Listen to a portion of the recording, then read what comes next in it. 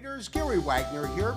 Just about 1 o'clock in Honolulu, 7 o'clock in New York on Wednesday, 29th day of September 2021, and this is the Daily Report for gold and silver. We saw declines in both gold and silver, with silver taking the blunt of it, down over 4%. Dollar strength, though, is the entire reason we saw the drop in pricing of gold today, both of them having the exact percentage gain to percentage drawdown. We speak about that during the opening letter. All of our technical indicators point to lower pricing in both gold and silver. Today, gold prices continued to decline, with the most active December futures contract losing $11.40. That is a drawdown of 0.66% and is currently fixed at $1,726.10. We are looking at a weekly chart of the continuous contract of gold futures. Today's decline, followed by yesterday's sharp decline, has clearly put current pricing below a key and critical level that we identified, a harmonic between the 61.8% Fibonacci retracement and a 38.2% Fibonacci retracement of an extremely long data set. As you can see, the shorter data set begins at the bottom created during the flash crash in August. If the Congress is able to resolve the debt ceiling and raise the debt ceiling so that the government does not run out of money, I would expect to see gold as well as silver prices continue to a lower value. That is because as the Federal Reserve begins its tapering process, that would have negative or bearish implications on the precious metals, and it would favor yields in U.S. debt instruments as an alternative to the safe haven asset class, because yields would then become attractive. That being said, if we do see a further decline, we would look at different levels. The first level occurs at $1,712.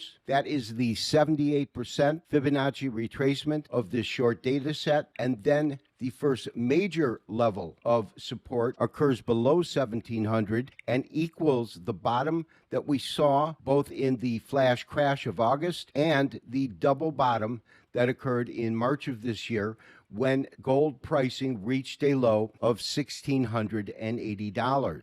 Gains of the dollar index today, that was up 0.65.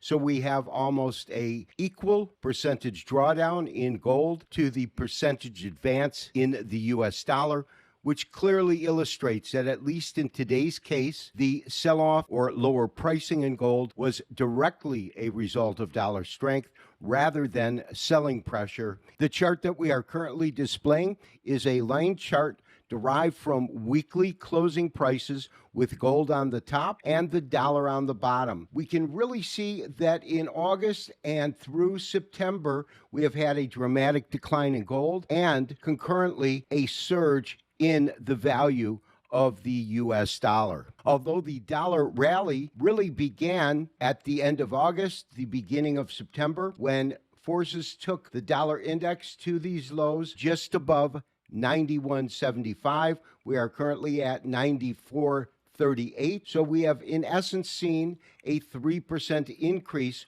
over this last month in the value of the dollar. And this weekly chart, which shows the entirety of the price action in the dollar index from the beginning of this year to current pricing, clearly shows that we have reached a new record high this week in dollar strength. That being said, we could continue to see further strength in the dollar based on the fundamentals and the value, relative value of the dollar back at the beginning. This is March of 2020, as well as 2017. On both occasions, the dollar index reached a high of 103, which is 8 to 9% above the current value of the dollar index. While gold's price decline today was directly attributed to dollar strength and not selling pressure, the same cannot be said for silver. Silver gave up 4.24% today. That's a 95-cent drop, and December futures are currently fixed at $21.51. What this means on a technical basis is if we see further selling pressure in silver, we have to look at the fact that we had a parabolic rise from about $20 up to approximately $30. And if we see a further decline, our earmarked target for silver then becomes $20 per ounce. This has been Gary Wagner wishing you, as always, good trading. We will talk to you tomorrow for the next daily update and review. Bye-bye.